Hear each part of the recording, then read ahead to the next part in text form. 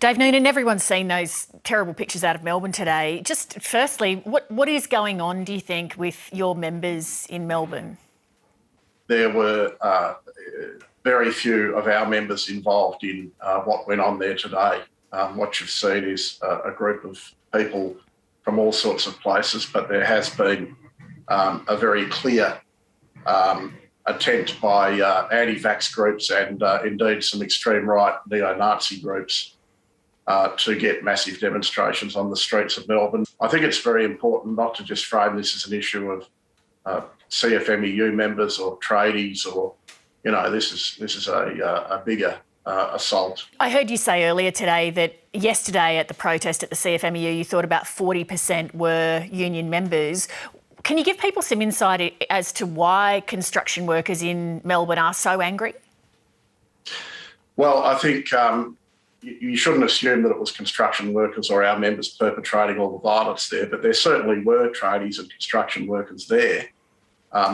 We also had a lot of people coming out, wearing high-vis that were not construction workers. And, you can go on social media today and see, someone on there saying, make sure you wear high-vis, if you can, a hard hat would be good.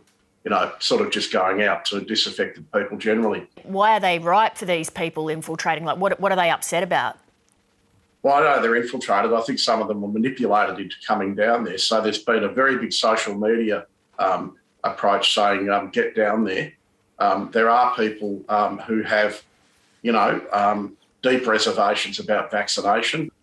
There are other people who don't like being told. Some people say to us, well, every construction worker has to get vaccinated, but, you go to Canberra in the Parliament, and even in Victorian Parliament, not everybody's vaccinated. So there's a mixture of those things at work. But for us, it's really disappointing.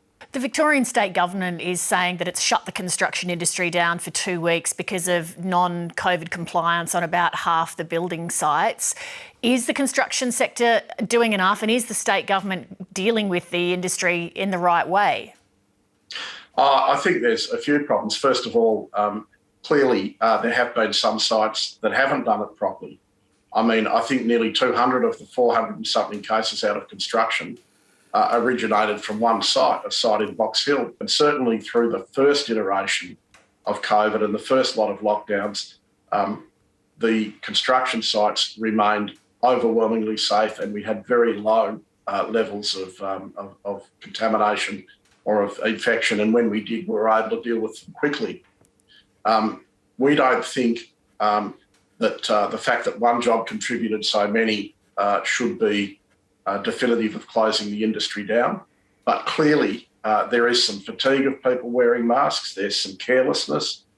It's just disappointing. What do your members want the Victorian Premier, Dan Andrews, to do now?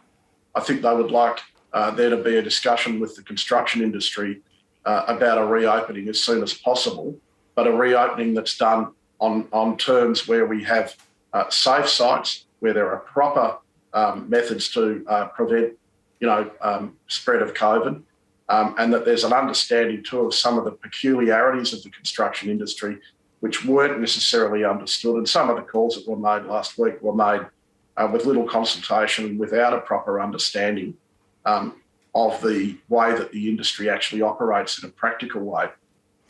To try to understand the perspective of where some of your members would be coming from, is it right that they should be denied a right to earn a living because they choose not to be vaccinated? Our view is that we have never supported mandating vaccination leave. We think that persuading people that getting vaccinated in the interests of their health and their families is by far the best approach.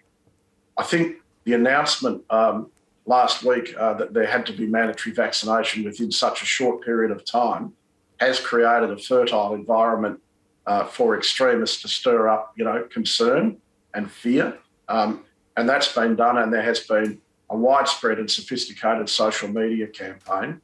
And I think it is understandable when you've had, all of the stuff about AstraZeneca, that people are frightened of getting it, rightly or wrongly. I think probably wrongly on a risk assessment.